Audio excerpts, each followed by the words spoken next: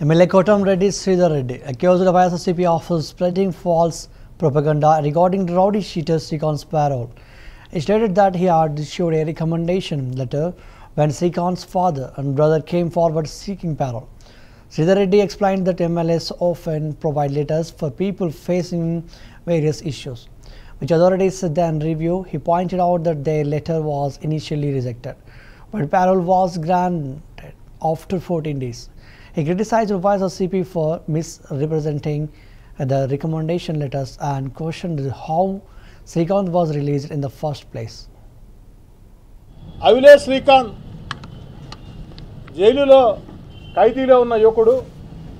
ఆ యువకుడికి పెరోల్ కావాలని వారి తండ్రి వారి సోదరుడు నా వద్దకు వస్తే నేను ఇచ్చినటువంటి లేఖ, ఆ లేఖ ఇచ్చిన తర్వాత మేము ఇచ్చిన లేఖని తిరస్కరిస్తూ నేను గూడూరు శాసనసభ్యులు పాషం సునీల్ కుమార్ గారు, ఎందుకంటే ఈ కుటుంబం గతంలో నెల్లూరు రూరల్లో ఉండింది, ఇప్పుడు గూడూరులో ఉంది, అందుకని గూడూరు ఎమ్మెల్యే పాషం సునీల్ కుమార్ గారు నేను సిఫారసు లేఖ ఇవ్వటం జరిగింది.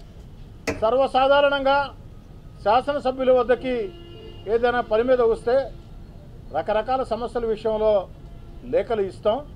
దాన్ని అధికారులు పరిశీలించి నియమాలు నిబంధనలు సహకరిస్తే ఆ యొక్క పని చేసి పెడతారు. ఒకవేళ కాకపోతే ఏ కారణంతో కాదో మాకు తెలియజేస్తారు. ఇదే సర్వసాధారణం. భారతదేశంలో కొన్ని వేల మంది ఎమ్మెల్యేలు కొన్ని వేల మందికి పెరోల్ లేఖలు ఇచ్చి ఉంటారు. కొన్నిసార్లు పనులు జరుగుతాయి, కొన్నిసార్లు పనులు జరగవు. నేను గూడూరు ఎమ్మెల్యే సునీల్ కుమార్ గారు లేఖలు ఇస్తే జూలై 16వ తారీఖున ఈ సంవత్సరం జూలై 16వ తారీఖున ఇద్దరు ఎమ్మెల్యేల లేఖని తిరస్కరిస్తూ అవిలే శ్రీకాంత్కి నియమాల ప్రకారం పెరోల్ ఇవ్వలేము కాబట్టి మీరు ఇచ్చిన లేఖని తిరస్కరిస్తున్నారని చెప్పని ఈ సంవత్సరం జూలై 16వ తారీఖున అధికారులు నాకు అటు గూడూరు శాసనసభ్యులు మిత్రుడు పాషం సునీల్ కుమార్ గారికి